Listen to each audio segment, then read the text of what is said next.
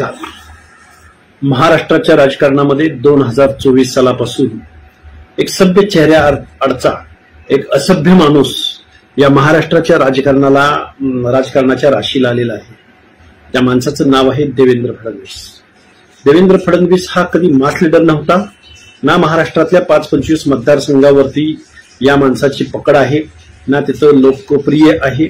या माणसानं महाराष्ट्रामधलं राजकारणामधल्या सभ्य असभ्यतेच्या सर्व पातळ्यांचा एक खालचा दर्जा, खालचा कळस गाठलेला आहे.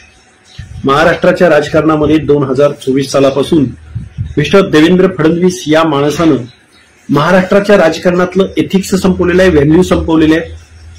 ज्या भारतीय जनता पार्टीच्या अत्युच्च शिखरापर्यंत भारतीय जनता पार्टीला ज्या लोकांनी घेऊन गेले त्या माणसांना, म्हणजे पक्षातल्याच प्रामाणिक माणसांना या माणसानं संपवलेलं आहे. चळवळीच्या नेत्यांना संपवलेलं आहे. राजू शेट्टींपासून, महादेव जानकरांपासून, सदाभाऊ खोतांपासून हर एक माणसाला या माणसानं संपवलेलं आहे. त्याचबरोबर शिवसेना काँग्रेस राष्ट्रवादी बरोबर गेली म्हणून शिवसेनेच्या नावानं या माणसांनी प्रचंड महाराष्ट्रामध्ये रान उठवलं. पण शिवसेनेच्या अगोदर अजितदादा पवारांबरोबर पहाटेचं जाऊन शपथविधी केला. त्यावेळी त्यांचं हिंदुत्व अडचणीत नव्हतं. आणि त्यानंतर तमाम महाराष्ट्रामध्ये 2 दिवसापूर्वी शरद पवारांनीच आम्हाला हे करायला भाग पाडलं किंवा करायला लावलं व त्यांची संमती होती, अशा पद्धतीचा वक्तव्य करून महाराष्ट्राच्या राजकारणामध्ये परत यांनी धुरळा उडवलेला आहे. खऱ्या अर्थानं 2024 साली या महाराष्ट्राचं राजकारण देवेंद्र फडणवीसांनी पक्षातल्या लोकांना संपवलं, पक्षातल्या विरोधकांना संपवलं, पक्ष चांगल्या पद्धतीने वाढवणाऱ्या लोकांना संपवलं, पक्षाबरोबर आलेल्या अनेक पक्षाच्या नेत्यांना त्यांनी संपवलं. पक्षाच्या नेत्यांना संपवत असताना शिवसेनेला संपवण्याचा विडा उचलला. फक्त शिवसेनेला सत्तेवरून खाली खेचलं नाही, तर शिवसेनेचं नाव कसं जाईल, यांचं चिन्ह कसं गोठवता येईल, यांची सर्व माणसं इकडे कशी येता येतील हे बघितलं. पण आता ज्या गद्दार गटाचे शिंदे मुख्यमंत्री आहेत त्या मुख्यमंत्र्यांना निग्लेक्ट करून, साइड बाय करून आज महाराष्ट्रामध्ये जेवढे निर्णय होत आहेत किंवा महाराष्ट्रामधल्या निर्णयामध्ये दिल्लीच्या दरबारी जाऊन तिथल्या वाटाघाटी करणं, काही परस्पर निर्णय घेणं, अशा पद्धतीचं काम देवेंद्र फडणवीस यांच्या माध्यमातून या महाराष्ट्रामध्ये होत आहे. तमाम महाराष्ट्रामधल्या सर्वसामान्य जनतेला, तरुणांना अनेक रोजगार येथील बाहेर गेलेले आहेत. महाराष्ट्राची टोटल अस्मिता, मराठी माणसांचे प्रश्न, मराठी माणसांचा एकूण राजकारणामधलं स्टँडर्डनेस, या सर्व गोष्टीमध्ये आज महाराष्ट्रामध्ये खालच्या थराला गेलेल्या आहेत.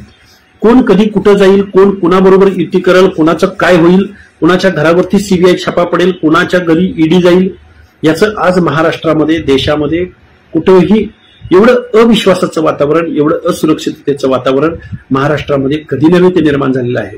पण सर्वसामान्य माणसांचे प्रश्न मात्र जिथल्या तिथं आहेत. शेतकऱ्यांचे प्रश्न जिथल्या तिथे आहेत. सामाजिक न्यायाच्या प्रतीक्षेमध्ये असणाऱ्या ओबीसींचे प्रश्न जिथल्या तिथं आहेत.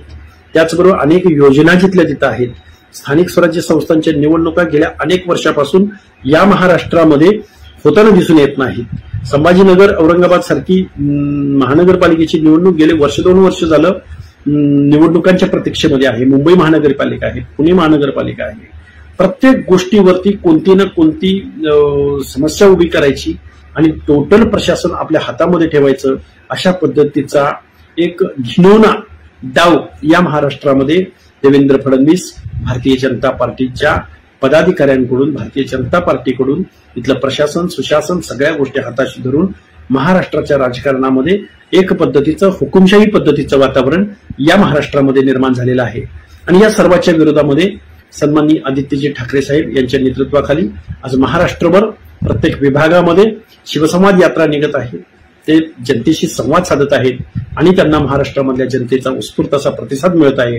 आणि या मोहिमेमध्ये काही ठराविक कालावधीनंतर आम्ही या महाराष्ट्रामध्ये, मी सुद्धा स्वतः महाराष्ट्रामध्ये एक अतिशय चांगल्या पद्धतीची जनसंवाद यात्रा या महाराष्ट्रामध्ये काढणार आहोत.